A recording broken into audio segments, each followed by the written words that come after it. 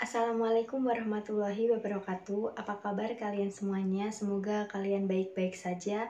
Apalagi di masa pandemi seperti saat ini, tetap menjaga kesehatan dan menaati protokol kesehatan. Sebelum memulai materi yang akan kita pelajari, saya akan menjelaskan tujuan pembelajaran yang akan kalian capai. Tujuan pembelajarannya adalah yang pertama, siswa dapat menjelaskan pengertian sistem ekonomi. Dan yang kedua, mengidentifikasi macam-macam sistem ekonomi. Yang ketiga, mengidentifikasi ciri-ciri kekuatan kelemahan masing-masing sistem ekonomi. Pada kesempatan kali ini, kita akan membahas mengenai sistem ekonomi. Apa sih pengertian sistem ekonomi? Sistem ekonomi pada dasarnya merupakan suatu cara yang diambil dalam rangka mengatur sekaligus mengorganisir seluruh kegiatan ekonomi, baik ekonomi rumah tangga negara atau pemerintah, maupun rumah tangga masyarakat atau swasta berdasarkan prinsip tertentu dengan tujuan untuk mencapai kesejahteraan. Aktivitas ekonomi yang dimaksudkan di sini adalah kegiatan yang dilakukan oleh masyarakat yang meliputi kegiatan produksi, distribusi, dan konsumsi. Setiap pengusaha atau usahawan sebaiknya mengetahui sistem ekonomi untuk membantu dan mempermudah dalam menyelesaikan masalah yang dihadapi sehari-hari, karena sistem ekonomi tersebut tidak lepas dari kebijakan yang dilakukan oleh pemerintah khususnya di bidang ekonomi. Selanjutnya kita akan membahas mengenai macam-macam sistem ekonomi.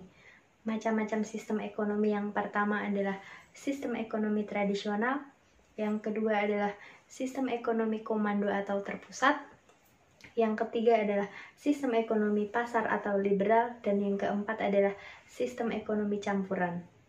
Nah, sekarang kita akan membahas satu-satu ya mengenai macam-macam sistem ekonomi. Yang pertama adalah sistem ekonomi tradisional.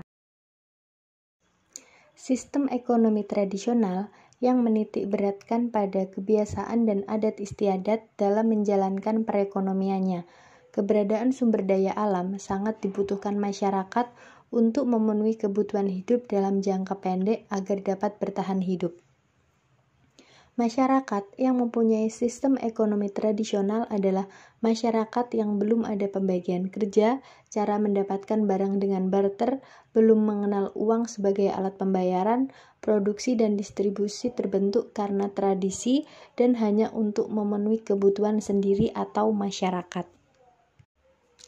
Contoh negara yang menerapkan sistem perekonomian tradisional yaitu negara Afrika Tengah, Ethiopia, dan Malawi.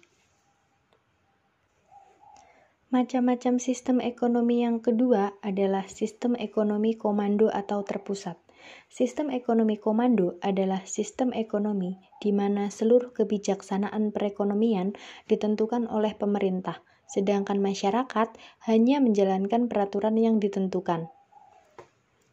Sistem ekonomi komando ini berdasarkan pada teori yang dikemukakan oleh Karl Marx dalam bukunya yang berjudul Das Kapital tahun 1867. Jadi, sistem ini lebih bersifat memerintah karena campur tangan pemerintah di bidang ekonomi dengan melakukan pembatasan-pembatasan atas kegiatan yang dilakukan oleh masyarakat. Contoh negara yang menerapkan sistem ekonomi komando ini adalah Korea Utara. Macam-macam sistem ekonomi yang ketiga adalah sistem ekonomi pasar atau liberal. Sistem ekonomi pasar atau liberal adalah suatu sistem di mana negara memberi kebebasan kepada setiap orang untuk mengadakan kegiatan ekonomi. Sistem ini berdasarkan pada teori yang dikemukakan oleh Adam Smith dalam bukunya yang diterbitkan pada tahun 1776 dengan ajaran pokoknya yaitu memberikan kebebasan perseorangan di setiap sektor ekonomi. Negara yang menerapkan sistem ekonomi pasar yaitu Amerika Serikat, Jerman, dan Inggris. Macam-macam sistem ekonomi yang keempat adalah sistem ekonomi campuran. Sistem ekonomi campuran adalah sistem ekonomi yang menitikberatkan interaksi antara pemerintah dan swasta dalam melakukan kegiatan ekonomi. Pada penerapan sistem ini, pemerintah dan swasta memiliki peran yang seimbang. Sistem ini mencegah penguasaan sumber daya ekonomi secara penuh atas sumber daya vital oleh kelompok tertentu. Pemerintah berperan dalam pengawasan dan pengendalian kegiatan perekonomian. Swasta diberi kebebasan menentukan kegiatan perekonomian yang ingin dilakukan. Negara yang menerapkan sistem ekonomi campuran adalah India, Malaysia, Mesir, dan lain-lain. Selanjutnya adalah ciri-ciri sistem ekonomi tradisional. Yang pertama yaitu belum ada pembagian kerja atau spesialisasi dalam kegiatan ekonomi. Yang kedua, menerapkan sistem barter dalam kegiatan perdagangan. Yang ketiga, jenis produksi ditentukan sesuai dengan kebutuhan. Yang keempat, hubungan masyarakat bersifat kekeluargaan. Yang kelima, bertumpu pada sektor agraris. Yang keenam, kegiatan ekonomi terikat pada adat istiadat. Yang ketujuh, alat atau teknologi bersifat sederhana. Yang kedelapan, teknik produksi dipelajari secara turun-temurun dan bersifat sederhana. Dan yang terakhir adalah kekayaan alam, terutama tanah dan hutan, menjadi sumber penghidupan utama. Sistem ekonomi tradisional memiliki kekuatan. Yang pertama yaitu setiap masyarakat termotivasi untuk menjadi produsen. Yang kedua, tidak terdapat persaingan yang tidak sehat karena produksi tidak ditujukan untuk mencari keuntungan. Dan yang ketiga, dengan sistem pertukaran barter, masyarakat cenderung bertindak jujur. Yang keempat, mendorong hubungan kerjasama dan kerukunan antar individu terjalin erat. Yang kelima, perekonomian masyarakat cenderung stabil. Dan yang terakhir adalah alam relatif terjaga karena masyarakat cenderung menjaga kelestarian alam. Sedangkan kelemahan dari sistem ekonomi tradisional yaitu kegiatan ekonomi hanya untuk memenuhi kebutuhan hidup saat ini. Yang kedua, sulit mempertemukan kedua belah pihak yang saling membutuhkan. Yang ketiga, produktivitas rendah akibat teknologi yang digunakan masih sederhana. Yang keempat, sulit menetapkan ukuran dari barang yang dipertukarkan. Yang kelima, kualitas barang hasil produksi masih rendah. Yang keenam, kegiatan ekonomi tidak ditujukan untuk mencari laba. Yang ketujuh, kegiatan ekonomi tidak untuk meningkatkan taraf hidup. Yang kedelapan, cenderung menolak perubahan sehingga masyarakat kurang berkembang. Dan yang terakhir adalah alokasi sumber daya ekonomi dilakukan secara tidak efisien. Yang selanjutnya adalah ciri-ciri sistem ekonomi komando atau terpusat. Yang pertama yaitu sumber daya ekonomi dikuasai dan dimiliki negara sehingga hak milik pribadi hampir tidak ada atau tidak diakui. Yang kedua, tingkat harga dan tingkat bunga ditentukan pemerintah. Yang ketiga, kebebasan dalam berekonomi bagi masyarakat sangat terbatas. Yang keempat, regulasi ekonomi diatur dan ditetapkan pemerintah. Yang kelima, jenis pekerjaan dan pembagian kerja ditetapkan diatur pemerintah. Yang keenam, inisiatif dan hak milik perorangan dibatasi. Yang selanjutnya adalah sistem ekonomi komando memiliki kekuatan. Yang pertama yaitu pemerintah menentukan jenis kegiatan produksi sesuai dengan perencanaan sehingga pasar dalam negeri berjalan dengan lancar. Yang kedua adalah relatif mudah melakukan distribusi pendapatan. Yang ketiga, pemerintah lebih mudah mengendalikan inflasi, pengangguran, atau berbagai keburukan ekonomi lainnya karena kegiatan ekonomi direncanakan oleh pemerintah. Yang keempat, pemerintah bertanggung jawab penuh terhadap kegiatan ekonomi. Yang kelima, program pemerintah cepat terwujud. Dan yang terakhir adalah pengendalian dan pengawasan lebih mudah dijalankan. Sedangkan kelemahan dari sistem ekonomi komando yaitu yang pertama, tidak ada kebebasan untuk berusaha. Yang kedua, hak milik perorangan tidak diakui.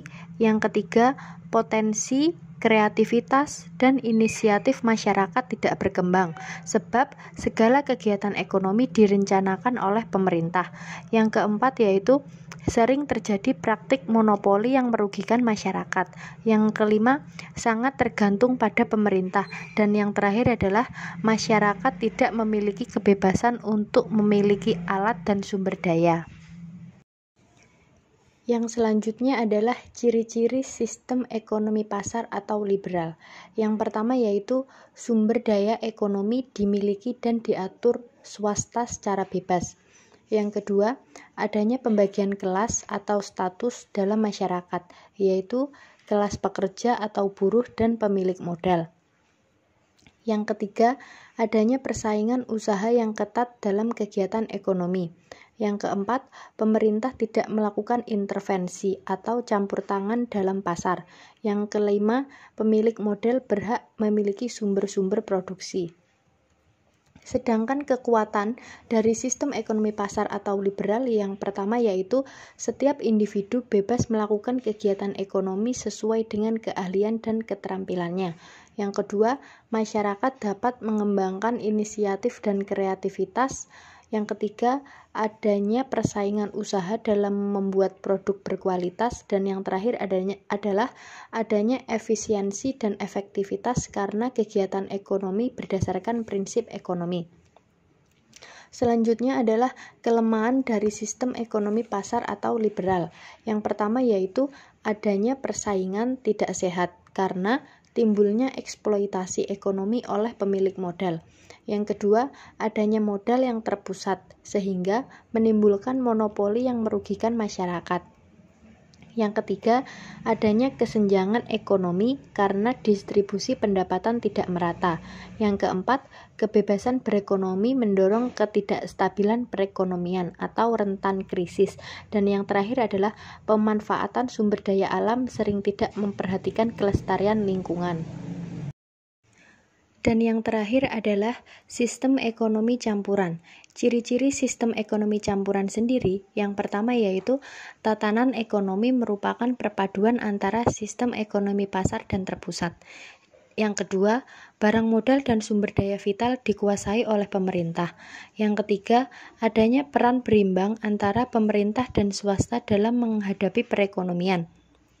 Yang keempat, campur tangan pemerintah dilakukan dengan kebijakan ekonomi, sehingga terjadinya persaingan yang sehat. Selanjutnya adalah kekuatan sistem ekonomi campuran. Yang pertama yaitu pertumbuhan ekonomi terjaga kestabilannya. Yang kedua, inisiatif dan kreativitas bisa berkembang. Yang ketiga, campur tangan pemerintah bisa meminimalkan monopoli usaha oleh pihak swasta. Dan yang terakhir adalah pemerintah lebih fokus dalam memberdayakan sektor usaha mikro, kecil, dan menengah. Sedangkan kelemahan dari sistem ekonomi campuran yang pertama yaitu campur tangan pemerintah yang lemah memungkinkan berlakunya sistem ekonomi pasar. Yang kedua, campur tangan pemerintah yang terlalu kuat bisa mendekati sistem ekonomi komando. Yang ketiga adalah adanya kesulitan dalam memenuhi kebutuhan masyarakat yang beragam. Dan yang terakhir adalah timbulnya KKN karena kurang pengawasan dari pemerintah. Sekian video pembelajaran yang saya sampaikan, kurang lebihnya mohon maaf. Terima kasih. Wassalamualaikum warahmatullahi wabarakatuh.